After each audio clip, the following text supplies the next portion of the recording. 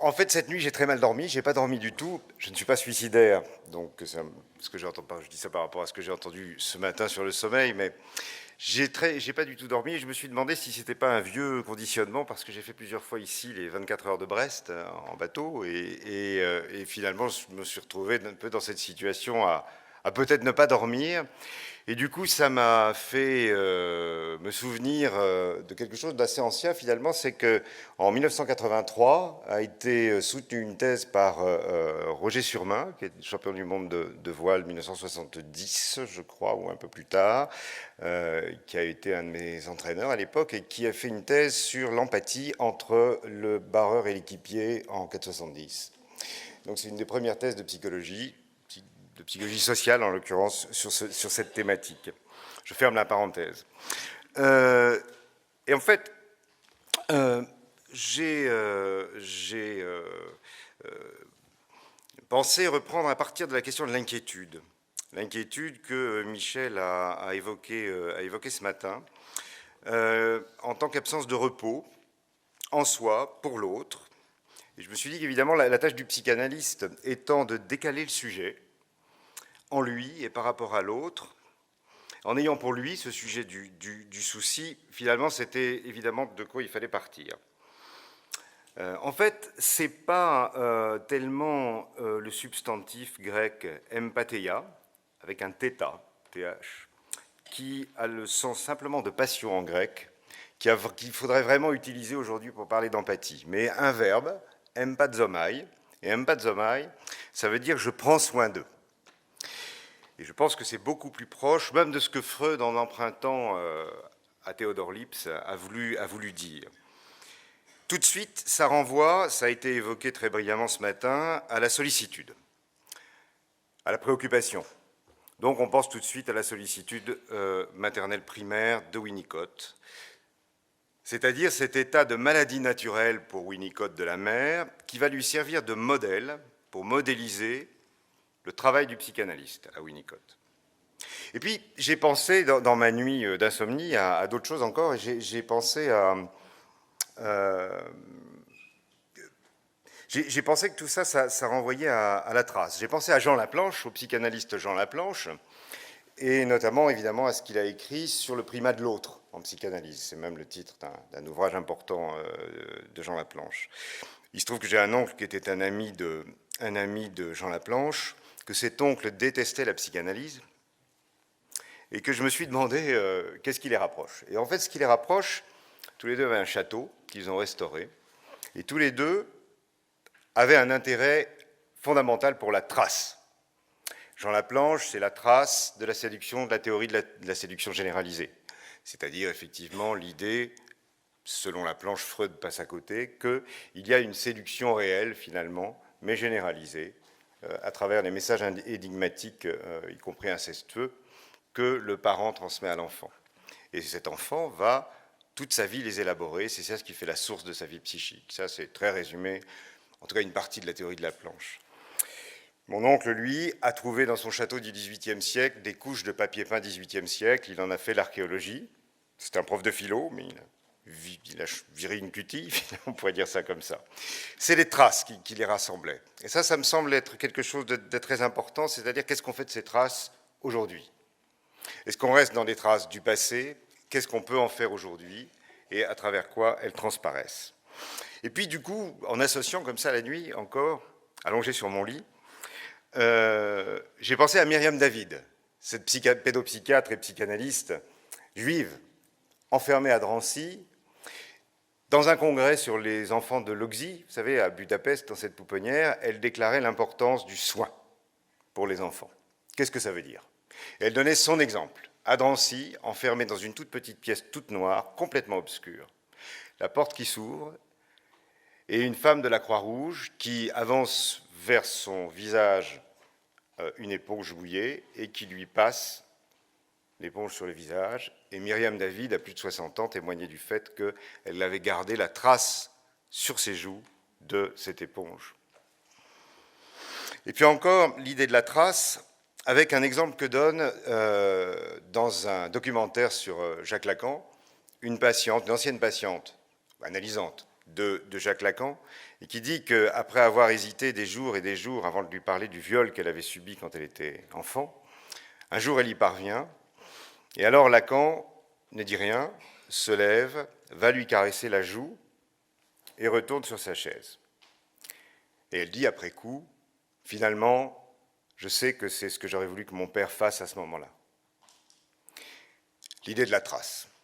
On pourrait continuer sur cette question de la trace, c'est-à-dire, ça me fait penser à Laing, à Ronald Laing aussi, pour qui la relation à l'autre, c'est un traçage entre le moi et l'objet. Bon, je parlais du décalage tout à l'heure et de décaler le sujet. Une patiente me dit, alors, mon père déjà ne m'écoute pas, si en plus mon analyste ne m'écoute pas. L'analyste, de quel autre se soucie-t-il? Du sujet devant lui, de l'autre du sujet, ou plutôt en fait de leur lien. Quelles sont les origines de ce lien? Des origines biologiques, à n'en pas douter, nous sommes évidemment des êtres vivants. Un tropisme, ce mot tropisme qu'on oublie peut-être trop souvent, qui fait que le bébé posé sur le ventre de sa mère dodeline de la tête et essaye de lever le regard vers le visage de sa mère, dont Winnicott nous dit que c'est probablement le premier miroir pour le sujet.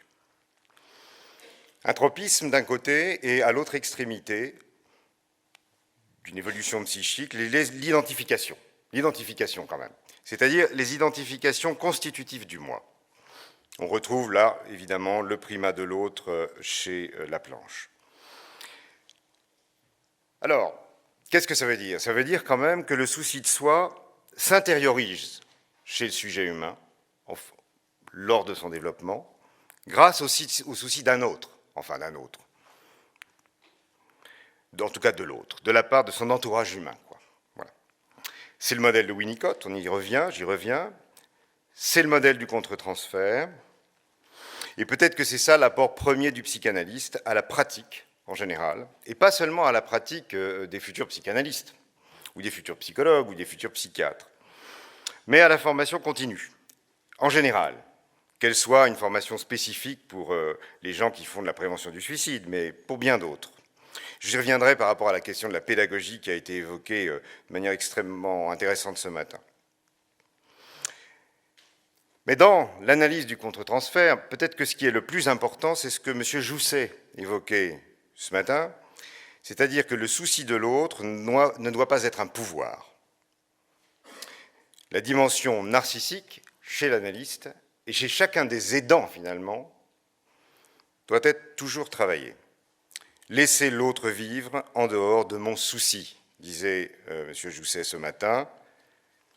On entend, il l'a dit d'ailleurs, l'inspiration heideggerienne, mais on voit que ça dépasse largement Heidegger. Ça dépasse la psychanalyse, ça dépasse Heidegger. Tiens, ça me fait penser que Freud définissait la psychanalyse à la fois comme une psychologie clinique et toujours une psychologie sociale, même si les autres, ils sont à la fois dehors et dedans. Alors, quelques mots plus précisément peut-être sur empathie et psychanalyse, qui a vécu plusieurs années le transfert symbiotique d'un patient schizophrène, se pose quand même une question. Est-ce que ce patient ne souffrirait pas d'un trop d'empathie? C'est la question que se posent beaucoup de psychanalystes, bien sûr. C'est peut-être Harold Searles, un psychanalyste américain, qui l'a posé de manière plus précise, en disant finalement, le seul moyen que j'ai pour survivre à cet excès d'empathie chez mon patient schizophrène, pour ne pas me sentir sans arrêt épié de l'intérieur par lui, c'est les termes de Searles, effectivement, j'ai besoin de la théorie. C'est-à-dire, j'ai besoin, théorein en grec, de faire défiler à la fois ce que je vis avec ce patient, mais parfois des concepts qui vont m'aider, me soutenir. Et effectivement, ces concepts, le seul danger des concepts, c'est qu'ils deviennent parfois, c'est soit des notions, des concepts nomades, l'empathie c'est un concept nomade, soit un concept rigide. Bon. Peut-être que quelqu'un posera une question tout à l'heure là-dessus, on peut en parler, c'est intéressant. En tout cas, tout ça, c'est la raison pour laquelle c'est intéressant de temps en temps de s'interroger à différents niveaux sur l'expérience d'autrui. Niveau qui intéresse les psychanalystes, mais aussi d'autres, et je pense à Merleau-Ponty qui faisait cette articulation formidable entre phénoménologie et psychanalyse. En quelques mots, dans un de ses ouvrages posthumes, donc de 1961, qui s'appelle merveilleusement La prose du monde, qui n'est pas un titre de lui, puisque malheureusement il est mort brutalement sur son manuscrit. Voilà ce qu'il écrit. L'expérience d'autrui est toujours celle d'une réplique de moi, d'une réplique à moi. C'est au plus secret de moi-même que se fait l'étrange articulation avec autrui. Le mystère d'autrui n'est pas autre que le mystère de moi-même. Conception proche de celle du dédoublement de soi, à mon avis, qu'évoquait Alain Berthoz hier, la chair en moins peut-être, mais Alain Berthoz l'a dit hier, là je ne vais pas vous parler de l'émotion. Or ce dédoublement, c'est l'effet même de la psychanalyse. C'est ce qui se passe quand on est sur un divan d'analyste ou dans les situations de psychothérapie analytique face à face. C'est le signe du démarrage d'un processus psychique particulier, qui est ce processus psychique où, premièrement, je m'aperçois que ça parle en moi, et deuxièmement, que le jeu advient. D'abord, ça parle en moi, et ensuite, je me dédouble. Il y a un jeu qui est capable de dialoguer avec cet autre jeu qui parle en moi, et qui est le jeu de l'inconscient. C'est ce qu'on retrouve aussi dans le travail d'un certain nombre d'autres penseurs liés de très près ou d'un peu plus loin à la psychanalyse, et notamment autour de ce qui était très intéressant ici hier soir, autour de la question des funambules, et la question en fait de la projection, et donc de l'image du corps. Parce que dans cette histoire du funambule, il y a à la fois le schéma corporel, mais il y a aussi l'image inconsciente du corps qu'on ne saurait confondre. Donc je pense d'abord à Hermann Rorschach, qui amenait ses patients de l'hôpital psychiatrique voir des expositions de peinture, et qui observait quelles étaient leurs mimiques devant ces tableaux, par exemple. Je pense évidemment au psychologue Henri Wallon. Je pense à Lacan, la manière dont il a repris Henri Wallon, au travail de Dolto, bien entendu, encore une fois à Winnicott, qui admirait le peintre Francis Bacon, surtout dans ses portraits, parce que Bacon mettait sur ses portraits une petite vitre, non pas pour les protéger, mais parce que quand on s'approche, on voit son propre visage. Voilà. Ce qui est quand même très très intéressant par rapport à la question de l'autre et du rapport entre soi et l'autre et comment on se voit dans l'autre. Il y a là quelque chose que la psychanalyse peut effectivement aussi apporter, sans doute, à bien des collègues. En ce qui concerne la question qui a été évoquée ce matin de la présence d'autrui au moment d'une mise en acte suicidaire. J'ai pensé à ça parce que tout à l'heure, ça m'a quand même frappé, j'ai repensé à l'article de Freud sur la jeune homosexuelle. Je ne sais pas si vous connaissez cet article, mais c'est quand même très intéressant. En fait, elle saute du pont parce qu'elle croise son père. Alors évidemment, dit comme ça, c'est un peu grossier. En fait, cet acting out, c'est un vrai acting out. Out des séances avec Freud s'adresse aussi à Freud. Mais ce que n'a pas vu Freud, et qu'analysera plus tard Lacan, c'est que quand elle s'adresse à lui de manière très agressive dans les séances, en fait, elle s'adresse à son père. Voilà. Et que toute cette histoire ne fait que tourner en rond.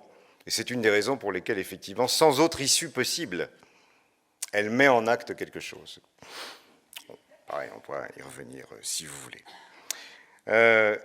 Enfin, quelques mots sur la pulsion de mort, quand même. Parce que, bon, oui, disparaître, c'est paraître autrement. Parce que cette idée que nous serions poussés naturellement à nous protéger nous-mêmes. Je crois que Bichat a été cité ce matin. La vie est l'ensemble des fonctions qui résistent à la mort. C'est la définition même de la pulsion de mort par Freud.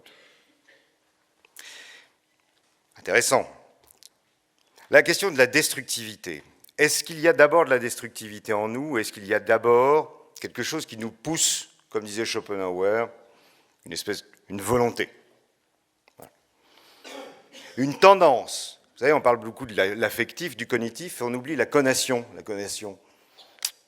Entre les vieux étudiants en psycho comme moi, ils entendaient parler de la conation, c'est la tendance. Alors, c'est intéressant quand même, le modèle de Bion, par exemple, qu'on peut rapprocher du modèle de la mer chez Winnicott. Cette capacité, la fonction alpha, c'est-à-dire cette capacité de la mère à penser les pensées, à penser les petites bribes de pensées éparses de son bébé, les rassembler dans sa psyché à elle, pour les lui restituer avec le langage d'une manière qu'il puisse vraiment penser, c'est ça l'origine de la pensée. C'est bien le problème, dit Bion, notamment dans la psychose, de la chose en soi. Le patient arrive dans son bureau, peine à s'asseoir, marche, lui donne un billet, reprend le billet, il y a quelque chose qui coince. Bion dit c'est la chose en soi, de Kant, c'est-à-dire ce truc qu'on ne peut pas penser. Voilà. Le travail de transformation, c'est d'abord Bion qui le fait pour le restituer à son patient. Mais comment faire dans ce souci de l'autre pour ne pas enfermer non plus l'autre dans ses interprétations? Ça veut dire qu'il faut repenser l'interprétation. C'est quelque chose qui est en route depuis Winnicott, quand même. Cette histoire de peut-être pas trop interpréter. Winnicott disait « Qu'est-ce que j'ai dû faire mal à plein de patients pour essayer de ressembler à un psychanalyste intelligent à leurs yeux ?» Je crois qu'il faut faire attention aux visions naïves qu'on a sur le sujet suicidaire, parce que finalement, dans la pratique, peu importe qu'il se suicide pour vouloir vivre, par un vouloir vivre, qui peut être dévoyé plus ou moins en erreur, ou par une authentique destructivité interne. En fait, il faut peut-être renverser les choses. Le sujet doit rétablir un souci de soi par le souci de l'autre. Vous ne pouvez pas me faire une chose pareille. Ça fait tant de temps que je vous suis, qu'on se connaît. Là, vous me dites que c'est terminé, que vous allez vous suicider. Vous ne pouvez pas me faire une chose pareille. Ça fonctionne à certaines conditions. Est-ce que ce sont vraiment des conditions d'empathie? J'ai dit tout à l'heure mon doute par rapport à un concept nomade. En tout cas, ça va nécessiter que moi, je reprenne soin de mon patient. Empathomai. Alors, il faut que j'arrête, donc je vais arrêter, mais juste un mot. Oui, juste une petite chose. Quand j'étais jeune psychologue, dans l'hôpital où j'avais eu un poste en région parisienne, j'ai fait un groupe Balint pour les internes en médecine et en chirurgie. C'est-à-dire, j'ai dit, en gros, j'ai mis une pancarte sur une salle. J'ai dit, là, tous les 15 jours, de telle heure à telle heure, on fera un Balint. Bon. Beaucoup de seniors, comme on dit, m'ont dit, des chirurgiens surtout, bon, personne ne viendra, d'abord.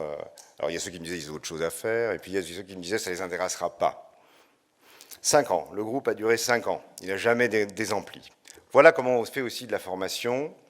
Ça pose des questions pédagogiques extrêmement importantes. Quand j'ai fait mes études de psycho, tout ce qui a été évoqué ce matin, là, bizarrement, par le professeur Joland, presque tout, on le faisait. Aujourd'hui, ça n'est plus le cas. Les sociétés de psychanalyse de groupe proposent ce genre de choses. On peut les adapter dans d'autres approches que la psychanalyse. Donc je pense que là, il y a, non seulement sur le plan de la théorie, bien entendu, une interface à penser, mais aussi sur le plan de la pédagogie. Je vous remercie.